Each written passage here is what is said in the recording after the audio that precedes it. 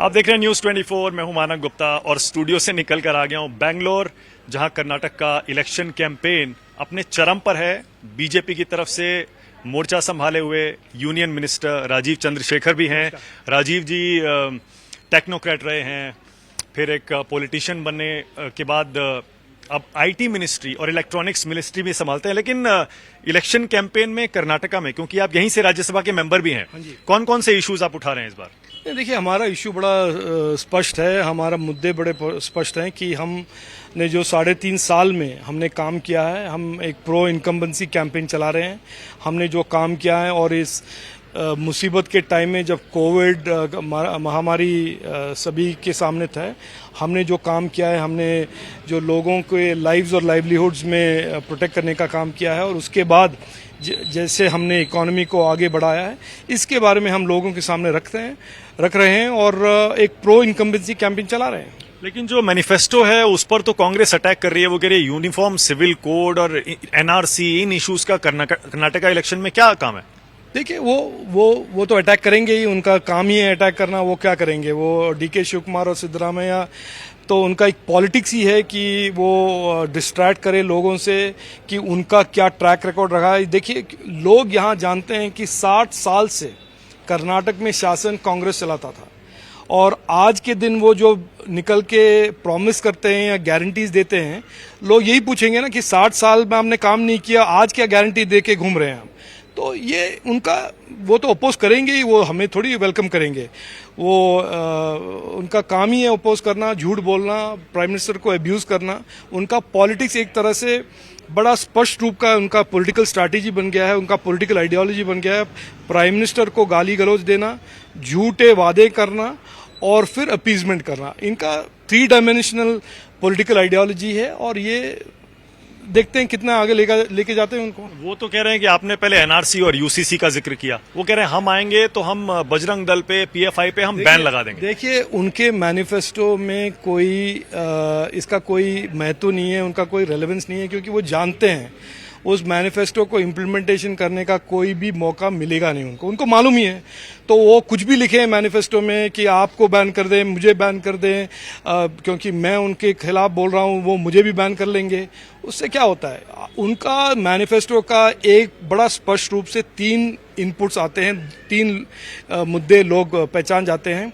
एक तो वो फेक प्रॉमिसेस करते हैं, 60 साल से जो नहीं किए आज वो करना चाहते हैं। दूसरा, प्राइम मिनिस्टर को गाली गलौज देते हैं और तीसरा, अपीसमेंट की राजनीति करते हैं। वो कहते हैं कि हम 4% रिजर्वेशन मुस्लिम्स को देंगे। क्यों? क्रिश्चियंस को क्यों नहीं? मुस्लिम्स को, बुद्धिस्ट को क्यों नहीं? जैन को क्यों नहीं? क्योंकि आप मोदी गवर्नमेंट में मिनिस्टर भी हैं, तो क्या नेशनल एजेंडा कर्नाटका के एजेंडा में रिफ्लेक्ट हो रहा है क्या, जो बीजेपी का एजेंडा? देखिए, कांग्रेस ये नहीं मानती, लेकिन हम तो मानते हैं हर स्टेट देश का हिस्सा है।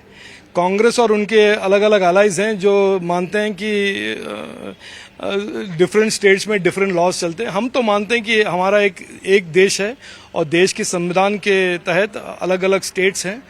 तो कर्नाटक का डेवलपमेंट और इंडिया का डेवलपमेंट में हम कोई नहीं मानते, 2 फर्क है। नहीं, मेरा मकसद ये था कि आपने यूसीसी, जो यूनिफॉर्म सिविल कोड का जिक्र किया कर्नाटका के मैनिफेस्टो में, मतलब ये मान लें कि 24 के इलेक्शन से पहले आप नेशनली भी उसे लाएंगे। ये तो 24 के इलेक्शन में हमारे मैनिफेस्टो में क्या होगा वो 24 में बताएंगे। आज क्यों हम तो कर्नाटक के इलेक्शन के बारे में बात कर रहे हैं।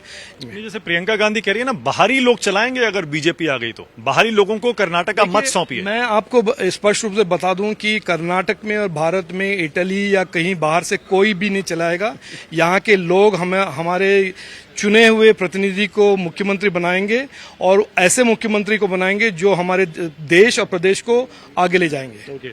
कांग्रेस की तरफ से बार बार जो एलिगेशन लग रहा है 40%, इस पर आपका क्या जवाब है? देखिए, वो समझते हैं कि वो बड़ा स्मार्ट है और उनके जो लेजेंडरी करप्शन के ट्रैक रिकॉर्ड है 60 साल से, और जो डीके शिव कुमार और सिद्धरामैया पोस्टर बॉय हैं करप्शन के, उन्होंने ये समझ लिया कि हम 40% का एक बलून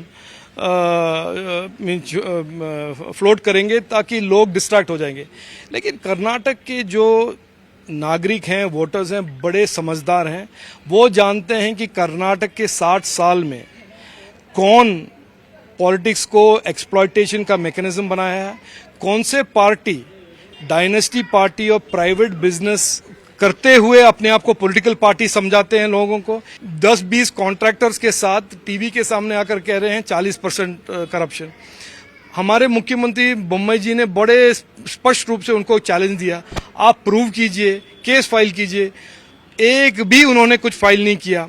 और आज लोग जानते हैं कि लोकायुक्ता को किसने स्ट्रेंथन किया, हमारे करप्शन के क्रूसेड में किसके हाथ मजबूत हैं और कौन कॉम्प्रोमाइज्ड है। एक आखिरी सवाल राजीव जी आपसे। प्रियंका गांधी कहती हैं कि मेरा भाई, क्योंकि उन्होंने मुद्दा उठाया प्रधानमंत्री ने कि मुझे 91 बार गाली दी गई। प्रियंका जी कहती हैं कि प्रधानमंत्री विक्टिम कार्ड खेल रहे हैं, वो गाली क्या गोली भी खा सकते हैं।